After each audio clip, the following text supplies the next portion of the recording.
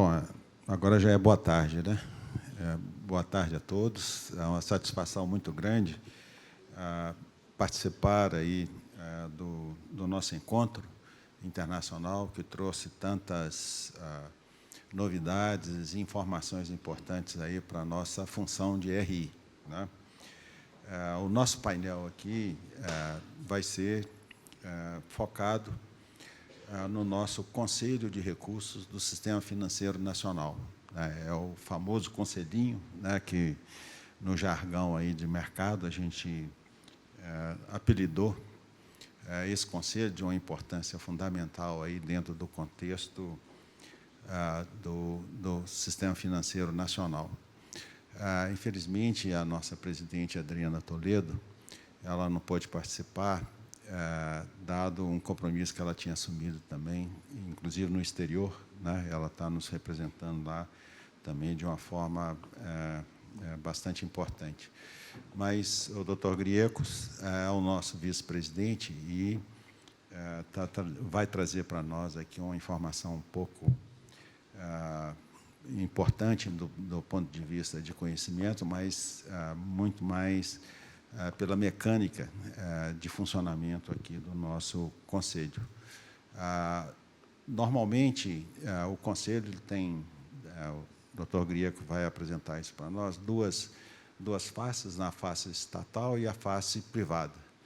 E esse ano, no final do ano passado, por decisão tanto do Conselho de Administração do IBRE quanto da sua diretoria, eles decidiram fazer parte do processo de seleção de um membro do Conselho, representando aí as empresas de capital aberto. Aí, no ano passado, foi feito um processo de seleção e, por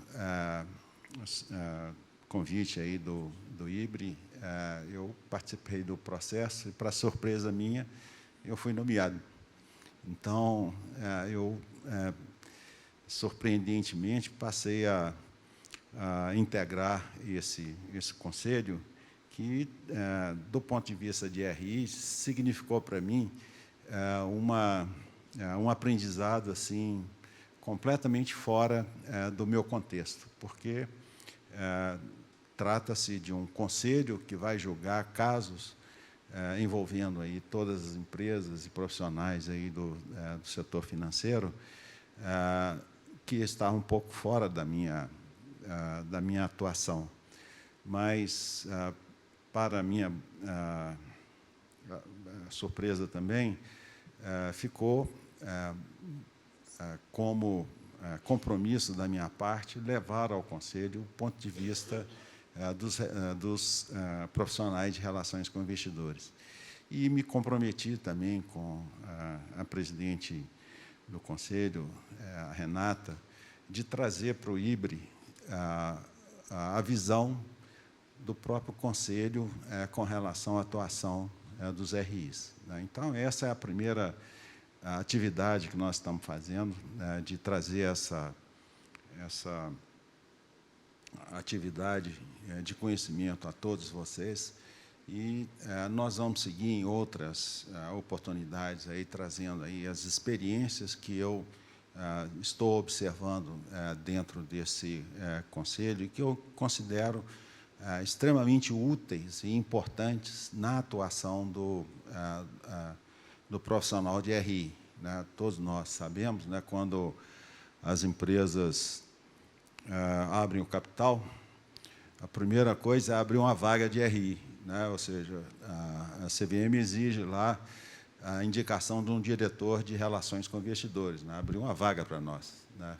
Só que, por outro lado, né, a responsabilidade do diretor de RI passa a ser vital no funcionamento da empresa. Então, é essa experiência que eu quero trazer aqui para vocês, e como vocês vão ver pela palestra do Dr. Griecos, a atuação é bastante efetiva e vai trazer muito bons frutos aí na nossa participação do IBRE como um todo dentro do Conselho. Então, eu vou já de imediato. Doutor Emerson, o senhor quer fazer uma observação também? Não, acho que o Rola já falou muito bem sobre todo o processo. A única coisa que nós dissemos para o Rola, não vai dar trabalho nenhum, né, Rola? E ele caiu, né? Então, mas estamos todos ansiosos aqui para ouvir o Dr. Greco. Gostaria de passar a palavra para ele, para que pudesse fazer a sua apresentação. Obrigado. Bom, boa tarde a todos. É um prazer estar aqui no 26º Encontro Internacional, organizado pelo IBRE, pela Abrasca. Agradeço o convite em meu nome, em nome do Conselho, em nome da nossa presidente Adriana Toledo, com a participação do nosso novo conselheiro Luiz Fernando Rolo. Já está conosco há quase 6 meses, mas parece que são muitos anos já, porque chegou chegando, né? Falar um pouco sobre o Conselho de Recursos, que ainda é uma... Eu não gosto muito de usar a expressão tribunal administrativo, mas é uma corte de julgamento, um colegiado de julgamento administrativo que, apesar de ter uma importância ímpar no cenário nacional, ele, muitas vezes, ele não tem uma visibilidade como a gente entende que ele deveria ter, né? A palestra, os slides, podem projetar, por favor? Começa aqui. Pronto. Então, vamos começar do início, né? O que é o CRSFN, o Conselho de Recursos do Sistema Financeiro Nacional. Rapidamente aqui, quem já ouviu falar no CRSFN, levanta a mão, por favor. Nossa, eu tinha uma pergunta derivada, quer saber para que serve o que o CRSFN faz, mas eu vou parar por aqui, porque então a prova de que estarmos presentes nesse tipo de evento é cada vez mais importante. No âmbito do Sistema Financeiro Nacional, do eixo Banco Central do Brasil, do eixo CVM, é o equivalente a um tribunal superior. É a última instância administrativa para julgamento de todas as multas e condenações em processos administrativos sancionadores. Então, é algo relevante nesse cenário, especialmente se você estiver sendo alvo de um processo administrativo sancionador por algum equívoco que eventualmente tenha... Não está passando aqui, ou eu estou fazendo alguma bobagem. Foi, pronto. Bom, apresentação.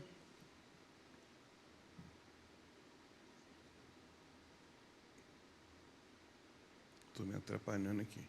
Foi. Agora sim. Bom, em linhas gerais, né, esse slide detalha qual é a nossa atribuição, mas, de forma bem resumida, é o que eu disse. Comissão de Valores Imobiliários, Banco Central do Brasil, se há processo administrativo sancionador, seja para as companhias ou seja para os seus diretores, seus administradores, a última instância recursal é o Conselhinho. Além dessa competência, né, a partir de 98, com a edição da Lei 9.613, que é a lei que cuida do processo da proteção, toda a política de prevenção à lavagem de dinheiro, financiamento ao terrorismo e propagação de armas, destruição em massa, toda a competência sobre lavagem de dinheiro, competência recursal de processos administrativos sancionadores, também foi designada para o Conselhinho. Então, não apenas o que é aplicado nesse âmbito pela CVM, pelo Bacen, mas também o COAF, que é o grande regulador de todo esse ecossistema de prevenção à lavagem de dinheiro, como também os da SUSEP, que tem o seu conselho próprio, mas, quando se trata de lavagem de dinheiro, é Conselhinho, Polícia Federal e, mais recentemente, a partir de 2019, inclusive o CNJ. O CNJ que tem uma competência administrativa sancionadora para os cartórios e notariais. Então, esse também foi um reconhecimento do próprio Judiciário. Apesar do CNJ ter também na sua composição membros da Advocacia do Ministério Público, é essencialmente juízes e desembargadores. Então, é um reconhecimento do Judiciário de que é o Conselhinho a instância competente para julgar esse tipo de processo. Aqui um pouco da história regulatória, nossa certidão de nascimento em 1985, fizemos 40 anos esse ano, então foi um marco. Então, apesar do Conselhinho ter 40 anos, resolvendo coisas tão importantes, ainda muita gente não conhece. Mas também que bom, né? Quer dizer que ninguém aqui foi vítima de um processo administrativo sancionador, então não precisou saber qual era a instância recursal, qual era a instância de julgamento, né? Aqui um pouco do papel, né, como guardião. Aqui, isso, na lei, né, no processo legislativo, como a lei vai ser votada, quem apresenta a lei precisa fazer uma exposição de motivos. Na exposição de motivos da 9.613, que é a Lei de contra a Lavagem de Dinheiro, as atribuições do conselhinho são apresentadas, como esse guardião da ordem econômica, da administração da justiça e de todo o sistema financeiro como um todo. A composição, recentemente, ela passou por um processo de mudança. A partir de 2023, antes, para se ser membro do Conselho, como Luiz Fernando já havia dito, nós, né, temos uma composição paritária. 4 membros indicados pelo segmento público, 2 Fazenda. Aí a Fazenda pode indicar quem ela quiser, tanto servidores como pessoas do mercado privado. Normalmente são servidores. 2 indicados pela Fazenda, 1 Banco Central e 1 CVM. Composição. Há o voto de qualidade, apesar de ser composição par, há o voto de qualidade do membro indicado pela Fazenda. Do nosso lado, do mercado privado, antes você tinha algumas instituições que tinham assento no Conselho. Então, essas instituições mandavam a lista tríplice, e dessa lista tríplice era escolhido há um comitê separado do Conselho que faz essa avaliação. É uma avaliação com critérios objetivos, são edital, então, com currículo, análise curricular, e que agora passou a ser por segmento. Essas instituições perderam o poder exclusivo e agora é sempre um pool. Cada instituição que compõe o segmento faz uma indicação e dessa lista tríplice é escolhido o conselheiro, tanto os titulares quanto os suplentes. Se dá empate, aí prevalece o público ao voto de qualidade da presidente. Bom, e aí, com essa mudança, passou-se, a gente está no processo dos 8 segmentos, hoje 6 cadeiras já são ocupadas pelo segmento e não mais pela instituição. O conselheiro fica 3 anos, pode ficar mais 2, ter 2 reconduções, que de recondução mesmo só tem um nome, porque é um processo seletivo novo do zero, né? O conselheiro Luiz Fernando, por exemplo, concorreu para a vaga dele com um conselheiro que era da atividade, que havia sido indicado anteriormente, mas na análise curricular deu Luiz Fernando como não era diferente de se esperar com aquela Bíblia que é o currículo dele, né? Como vocês sabem. Aqui, mais ou menos, o cenário de como estamos hoje, falando um pouco da SUSEP, né? Como a Adriana é presidente dos 2, ela costuma mencionar que a SUSEP tem o seu conselho em específico, mas para deixar claro do que é lavagem de dinheiro, vem para o conselhinho. Aqui é todo o processo de julgamento, para deixar claro que nós tornamos mesmo, né, fazendo uma analogia aqui, com o Tribunal Superior. Então, o processo nasce na primeira instância, nasce na CVM, nasce no Bacen e vai terminar lá. Ele sobe para o conselhinho, dá a palavra final ao julgamento, depois desce para que ele continue, para que a multa seja efetivamente aplicada. Agora, aqui é a cereja do bolo. Isso é que eu acho que é o mais relevante, especialmente para quem não conhece, não está familiarizado com o conselhinho, que é o processo de julgamento. Esse processo de julgamento, eu posso dizer que é um processo de julgamento único no cenário brasileiro, seja judicial ou seja administrativo. É único no sentido de aproximar o administrado da administração pública, é único quanto à possibilidade de diálogo aberto. O processo ele chega no Conselho, a partir daí, você tem mais de uma instância em que não apenas o advogado, mas a própria parte, o próprio diretor de RI, o próprio administrador, pode ter uma interlocução direta com os conselheiros. Isso é institucional, não há possibilidade de ter um contato exclusivo com o conselheiro, é sempre feito via secretaria e é feita uma audiência formal para esse contato. Tanto os advogados podem pedir, antes da pauta de julgamento, para esclarecer algum detalhe que considere relevante a ser esclarecido no caso.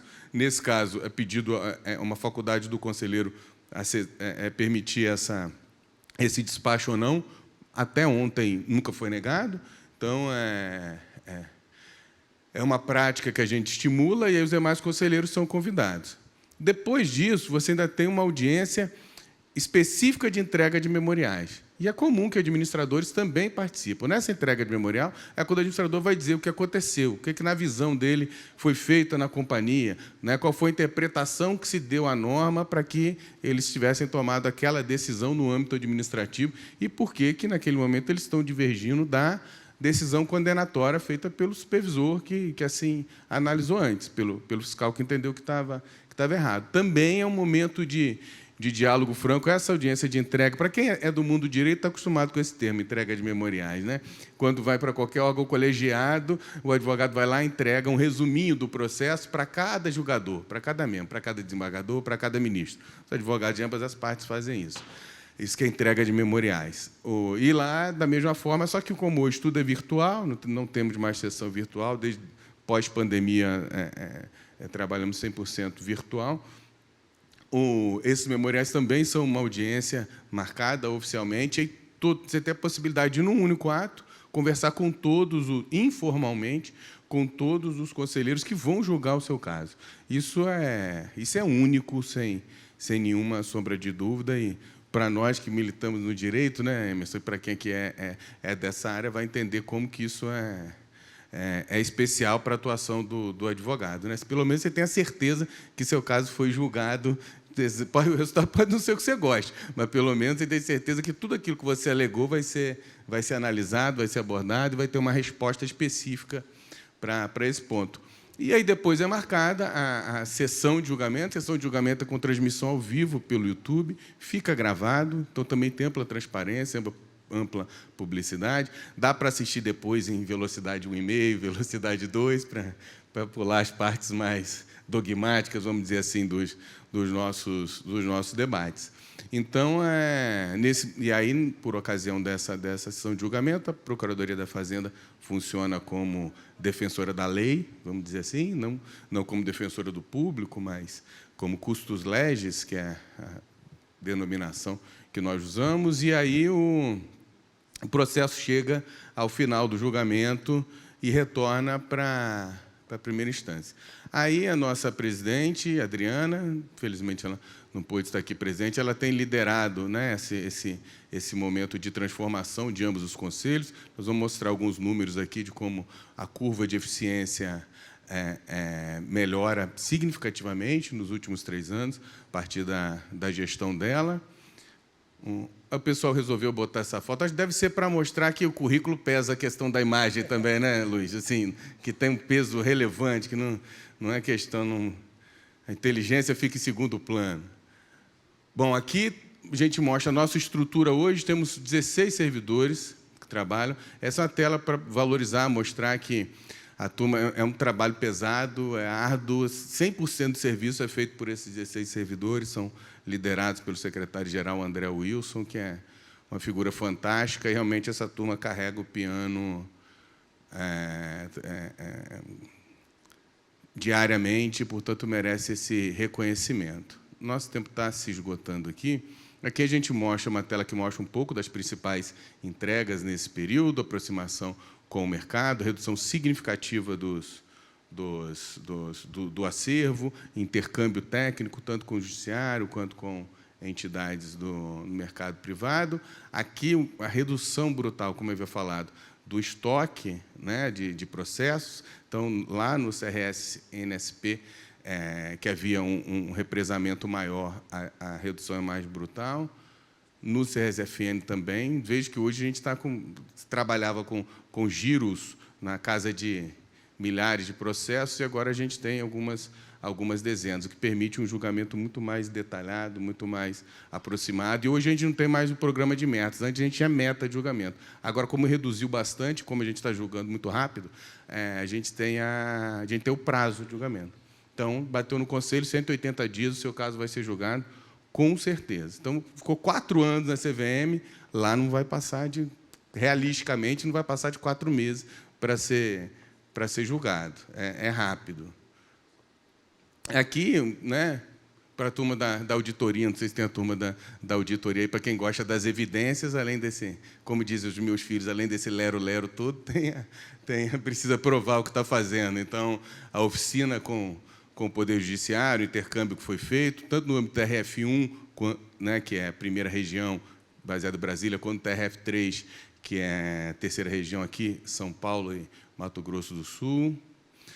O alinhamento com os órgãos reguladores, ali, intercâmbio técnico que fizemos com o COAF, as oficinas com a SUSEP, aqui as andanças da presidente para poder divulgar o conselho e dar mais transparência e demonstrar que estamos de portas abertas para conversar com o mercado. O nosso simpósio, a gente tem uma produção acadêmica também, com a edição, nós temos 3 livros com obras dos conselheiros nesses últimos 2 anos. Também a divulgação a mercado, a presidente sempre como protagonista desse processo de mudança. Criamos um sistema de jurisprudência que não havia, então você pode acessar, se você quer saber se alguma conduta, como estão os julgamentos no caso de quando diretores de RI foram sancionados e foram julgados, quais foram os posicionamentos do conselhinho, né? Então, hoje você consegue, já temos a primeira fase, então ele já funciona de forma mais simples. E está em produção a segunda fase, que envolve o uso de inteligência artificial, que agora o governo também tem inteligência artificial, então estão implementando nos processos da Fazenda. Os painéis de indicadores, usamos o Power BI, que é um sistema que todos vocês utilizam com muita frequência, né? Mais uma modernização da gestão aqui do CNSP. Quero agradecer, mas antes eu quero eu vi aqui, o Luiz, como tem menos tempo, e, bom, eu ia fazer a pergunta para vocês, mas como vocês nem conheciam o CRSFE, ninguém sabe o que chama conselhinho, né? Por que será que chama, né? Isso é elogio ou é pejorativo? Isso começa antes da fundação do Conselho. Essa competência recursal administrativa, ela já tem desde pré-64. Já vi, só que isso ficava no Ministério da Fazenda. Aí, em 64, é criado o Conselho Monetário Nacional e o Banco Central. Cria os dois e aí separa. Era tudo uma superintendência que cuidava no Ministério da Fazenda. Começou a ficar muito grande o sistema, na década de 60. Conselho Monetário Nacional cria as regras. E o Banco Central cumpre essas regras. Isso é bem grosso modo, tá? É claro que tem várias camadas aqui nisso. Mas, em geral, é assim que funciona. E no Conselho Monetário Nacional, que é o Conselhão, estava a competência recursal, né? Como essa competência começou a ocupar muito espaço, começou muita relevância, em especial para o mercado, já que é o objeto final aí das sanções, vamos dizer assim, foi necessário nascer um conselho específico para cuidar disso. Então, como a linha costela do CMNE, nasce o conselhinho, por isso esse apelido carinhoso de conselhinho, que antes ficava no Banco Central, agora é direto no Ministério da Fazenda. Bom, ficaram nossos contatos institucionais do Conselho, e agradeço a paciência e a bravura dos que, ao final, já na hora do almoço, resistiram até aqui essa nossa fala. Obrigado. Obrigado, doutor Grieco. Nós já estamos com o adiantado da hora, mas só para fazer uma pergunta, comentário, se vai me permitir. Nesses 2 dias que nós tivemos aqui debatendo aí os temas mais relevantes aí das relações com investidores, talvez a palavra mais mencionada foi transparência. Provavelmente, aí, eu não contei, mas se a gente tivesse contado, ela subiria aí de alguns milhares de vezes que ela foi mencionada, né? E a importância dessa transparência dentro do processo corporativo, ele facilita muito o entendimento das questões que são, vamos dizer assim, levadas em discussão na CVM ou no Banco Central, né? Então, algumas das penalidades são bastante rigorosas, né? Não só a questão pecuniária, mas também até a inabilitação no exercício de funções, né? Então, isso é muito importante. Doutor Grieco, qual seria a mensagem de um conselheiro com a experiência que você já tem lá no CRSFN para um diretor de RI com relação à transparência? Bom, pela nossa experiência, transparência, eu acho que é tudo no âmbito de uma companhia aberta, né? E o profissional de RI, ele é pessoalmente responsável pela garantia da transmissão das informações corretas para o mercado em geral. Vocês enfrentam desafios que temos, né, tem uma linha muito tênue, especialmente no famigerado divulgação do fato relevante, né? Aí é que é o calcanhar de Aquiles de todos vocês, né? Assim, eu vou atrapalhar a estratégia. Se eu comunico, eu derrubo a estratégia. Se eu não comunico, a CVM vem aqui e puxa a minha orelha, né? E às vezes é um puxão de orelha violento. Então, esse é que é esse detalhe, essa subjetividade é que, da minha posição de julgador, parece ser o maior, no âmbito sancionador, parece ser o maior desafio do profissional de relação com investidores. Então, a dica e que tem a ver com a transparência, né? É importante que tudo esteja registrado. É importante que as decisões façam parte de uma atuação institucional da companhia. É importante envolver o conselho de administração e é importante ser duro quando precisa ser, não é? Então, a determinada informação vai ter, sim, que ser divulgada.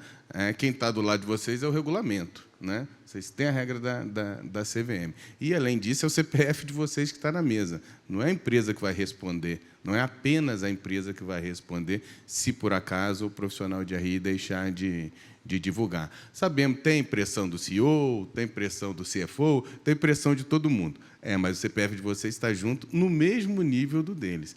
Às vezes, mais, porque o DRI, com certeza, vai ser responsabilizado, né? O CEO, talvez. O CFO, talvez. Agora, nesse exemplo que eu estou dando, com certeza, o DRI é o principal responsável. Então, transparência na atividade de vocês é ainda mais relevante, como parece. Obrigado, doutor Grieco. Como vocês podem ver, tem um potencial enorme de aprendizado aí na interação que a gente vai trazer aqui para o IBRE com o nosso conselhinho, né? Então, infelizmente, hoje o tempo é muito curto e a gente não tem como explorar um pouco mais de algumas situações que vão servir de bastante utilidade aí, para o RI no seu dia a dia, né? Como o doutor Griecos falou, de vez em quando a gente tem que contrariar órgãos superiores, né? O C-level e principalmente aí conselhos. E às vezes, né, a gente fica com algumas marcas de corda no pescoço, né? Porque quando a gente se atém à regulamentação, e fazer valer a regulamentação, às vezes, é doloroso, né? Principalmente para os RI, com certeza vocês já passaram por essas experiências. Bom, então eu tenho que agradecer aí ao doutor Grieco a sua boa vontade de vir aqui iniciar esse processo de aproximação com o conselhinho do IBRE, agradecer na pessoa do Emerson, também a diretoria e o conselho de administração aqui do IBRE, de ter aberto essa porta, que eu acredito que vai trazer muito bons frutos aí na nossa atividade de relações com investidores. Muito obrigado a todos e uma boa tarde.